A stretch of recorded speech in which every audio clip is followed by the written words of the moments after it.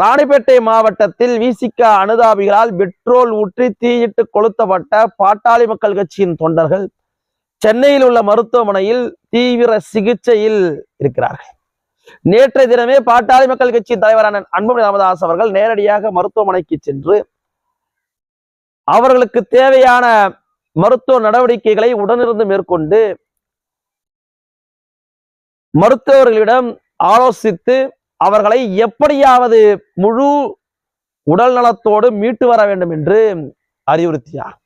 அத்தோடு மட்டுமல்லாம அவர்களுடைய குடும்பத்தாரை சந்தித்து எதற்கும் அச்சப்படாதீங்க, எல்லாத்துக்கும் அன்புமணி நான் இருக்கிற, தைரியமா இருங்க, உங்களை காப்பாற்ற வேண்டியது ஏன் பொறுப்பு என்று அவர்களுக்கு நம்பிக்கை அளித்து தைரியம் அளித்து மருத்துவத்திற்கு தேவையான அத்தனை உதவிகளையும் அளித்து விட்டு வெளியே வந்து பத்திரிகையாளர்களை சந்தித்தார்.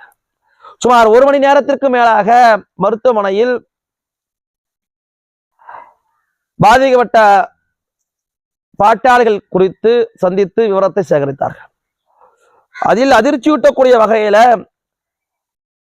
பாட்டாளி மக்கள் கட்சியினுடைய தொண்டர்களுக்கு ஏற்பட்டிருக்கக்கூடிய தீக்காயம் 68 விழுக்காடு இருப்பதாக பாதிக்கப்பட்ட இளைஞருடைய பாட்டி அளித்த பேட்டியில தெரிவிச்சிருந்தாங்க.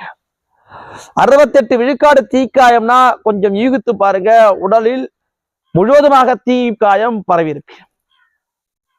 மருத்துவர்கள் 40% தீக்காயம் இருந்தால் அவர்களை மிக விரைவாக குணப்படுத்திட முடியும். 68% தீக்காயம் இருப்பதனால் அவர்களை தீவிர சிகிச்சை பிரிவில் உட்படுத்தி அவருடைய காப்பாற்றுவதற்கான அத்தனை நடவடிக்கையை மேற்கொண்டு வரோம்னு உறுதியளிச்சிருக்கிறாங்க.